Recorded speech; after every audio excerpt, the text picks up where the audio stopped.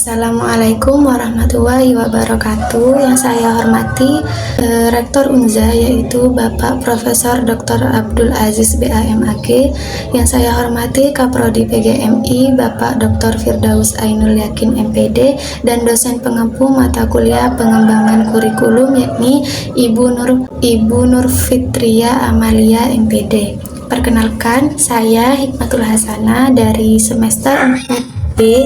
Di sini akan memenuhi tugas UTS pengembangan kurikulum.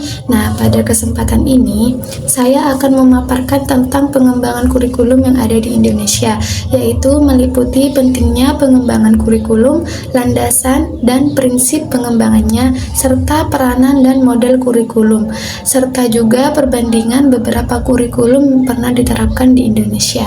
Nah, yang pertama yaitu pentingnya pengembangan kurikulum. Nah, kurikulum itu merupakan komponen utama dalam sistem pendidikan karena ia menjadi pedoman dalam proses pembelajaran. Nah, pengembangan kurikulum ini sangat penting karena pendidikan harus selalu menyesuaikan dengan perkembangan zaman, terutama di era digital seperti saat ini. Selain itu, kebutuhan masyarakat juga terus berubah, sehingga kurikulum harus mampu mempersiapkan peserta didik agar siap menghadapi tantangan masa depan. Dengan adanya pengembangan kurikulum, pembelajaran menjadi lebih relevan, terarah, dan mampu meningkatkan kualitas pendidikan. Yang kedua ada landasan prinsip pengembangan kurikulum.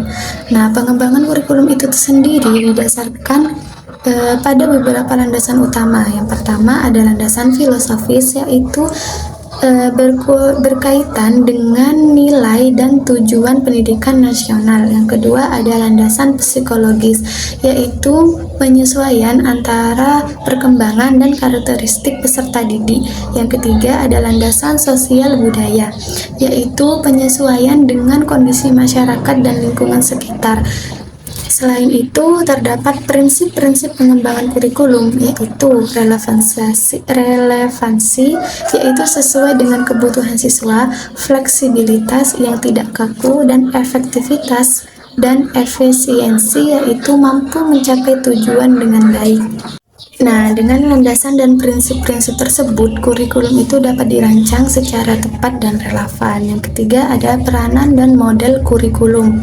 Nah, kurikulum itu sendiri memiliki peranan penting dalam pendidikan, yaitu sebagai pedoman bagi guru dalam mengajar, sebagai acuan bagi siswa dalam belajar, dan sebagai alat untuk mencapai tujuan pendidikan yang diinginkan. Sedangkan model kurikulum merupakan cara atau bentuk dalam menyusun kurikulum itu sendiri. Nah, bedanya itu peranan kurikulum itu menjelaskan fungsi atau kegunaannya, sedangkan model kurikulum itu menjelaskan bagaimana kurikulum tersebut dapat disusun atau dirancang. Keduanya itu berkaitan dalam mendukung proses pembelajaran. Yang keempat ada perbandingan kurikulum KBK dan KTSP. Nah, kurikulum berbasis kompetensi atau KBK ini berfokus pada pencapaian kompetensi siswa, sedangkan kurikulum tingkat satuan pendidikan atau KTSP itu sendiri memberikan kewenangan pada sekolah untuk menyusun kurikulum yang sesuai dengan kondisi masing-masing di lapangan. Nah, perbandingannya, KBK ini lebih berfokus pada kompetensi, atau KBK lebih terpusat dan fokus pada kompetensi, sedangkan KTSP lebih fleksibel karena yang disesuaikan oleh sekolah itu sendiri. Nah, kelebihannya KBK ini adalah target kompetensinya itu jelas, tapi kurang fleksibel, sedangkan KTSP lebih menyesuaikan kondisi yang ada di sekolah, tetapi kualitasnya kan berbeda-beda setiap sekolah atau setiap daerahnya. Nah, dan yang kelima atau yang terakhir di sini ada perbandingan kurikulum 2013 dan kurikulum Merdeka yang masih ditetapkan di negara kita saat ini. Dan selanjutnya saya akan menjelaskan perbandingan antara kurikulum 2013 dan kurikulum Merdeka berdasarkan tabel yang saya tampilkan.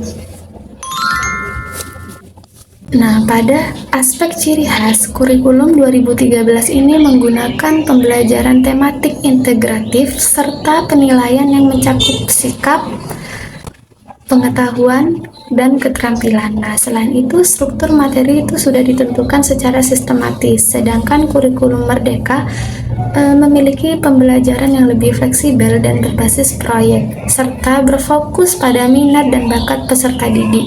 Nah, guru juga diberi kebebasan untuk menyesuaikan materi pembelajaran yang akan diajarkan di kelas.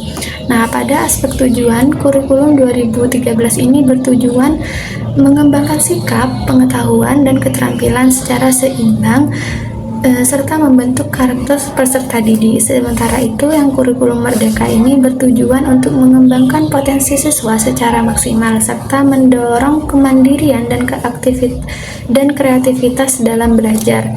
Pada aspek kendala, kurikulum 2013 ini memiliki hambatan seperti materi yang padat, penilaian yang cukup rumit, serta beban administrasi guru.